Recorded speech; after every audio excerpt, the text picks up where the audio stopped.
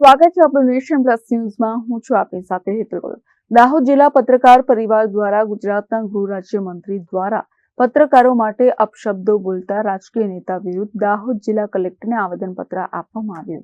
આજરોજ દાહોદ જિલ્લા પત્રકાર પરિવાર દ્વારા ગુજરાત રાજ્યના ગૃહમંત્રી દ્વારા પત્રકારો માટે સાર્વજનિક અપશબ્દો બોલતા રાજકીય નેતા વિરુદ્ધ દાહોદ જિલ્લા કલેક્ટરને આવેદનપત્ર આપવામાં આવ્યું છે। પત્રકાર કોઈ પગારદાર નથી, પત્રકાર કોઈ રાજકીય પક્ષનો સૈનિક નથી, પત્રકારની કોઈ પાર્ટી નથી, પત્રકારની કોઈ જાતિ નથી। પ્રજાની સમસ્યા સરકાર અને તંત્ર સમક્ષ રજૂ કરવાની મથામણ કરતો જીવાત્મા એટલે પત્રકાર। સરકારની યોજના અને કાર્યક્રમો છેવાડાના વ્યક્તિ સુધી પહોંચતું કરવાનું માધ્યમ એટલે પત્રકાર। પ્રજા અને સરકાર વચ્ચેની કડી એટલે પત્રકાર।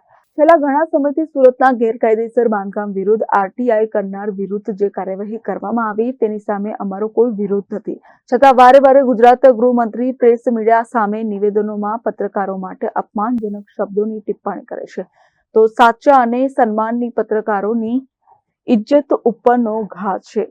કોઈની ઇજ્જત ઉછાળવા કોઈને કાનૂની અધિકાર કોઈ મંત્રીને નથી। અમારું સંગઠન સેવાની પ્રવૃત્તિ સાથે જોડાયેલું છે, ત્યારે ગૃહમંત્રી હોય કે કોઈ પણ મંત્રી પત્રકારો માટે સાર્વજનિક ટિપ્પણી કરી અપમાનિત કરવાનો પ્રયાસ કરે તે અમારી સહન શક્તિની કસોટીની બરાબર છે। આવી નિંદા ક્યારેય સાખી લેવાય નહીં। મુખ્યમંત્રી સીધા સાદા સરળ હસમુખ સ્વભાવના છે, તેનો અમોને ગર્વ છે।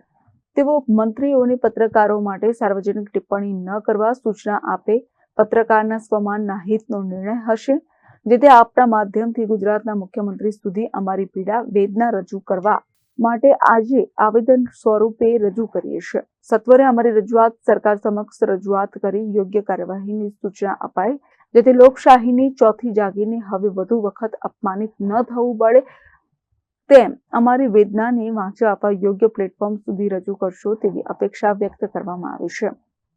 पत्रकारों के ऊपर बारंबार जो कि अभद्र टिक्का टिप्पणी एवं ऐसे शब्दों का प्रयोग कर दिया जाता है जो कि पत्रकार जगत के लिए ठीक नहीं है।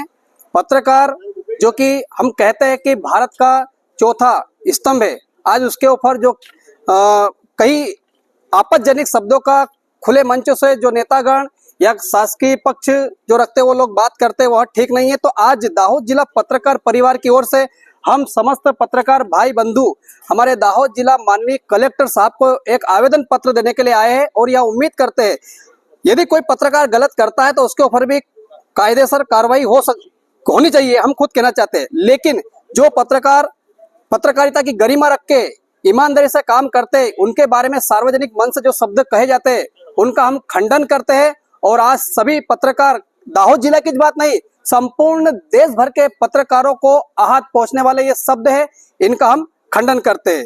नमस्कार। Shailesh Kumar Rathod, nation plus news Dahod.